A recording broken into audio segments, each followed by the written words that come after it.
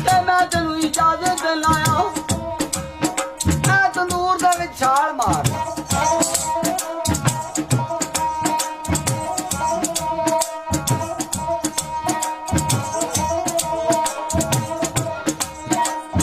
ਅਲਾਵਾ ਜਿਹੜੇ ਵੇਲੇ ਤੰਦੂਰ ਦਾ ਨਾਂ ਸੁਣਿਆ ਤੇ ਉਹ ਸ਼ਖਸ ਇੱਕ ਵਾਰੀ ਤੰਦੂਰ ਵੱਲ ਵੇਖਦਾ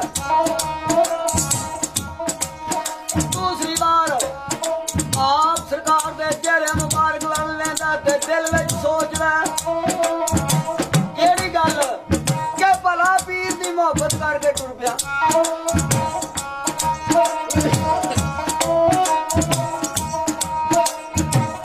ਇਸ ਤੰਦੂਰ ਦੇ ਵਿੱਚ ਛਾਲ ਮਾਰਾਂਗਾ ਕੀ ਹੋਵੇਗਾ ਸੜ ਕੇ ਹੀ ਮਰਨਾ ਹੋਰ ਕੀ ਹੋਣਾ ਤੇ ਮੈਨੂੰ ਮਗਰੂ ਲਾਉਣ ਵਾਲੀ ਗੱਲ ਪੈ ਕਰਦੇ ਨੇ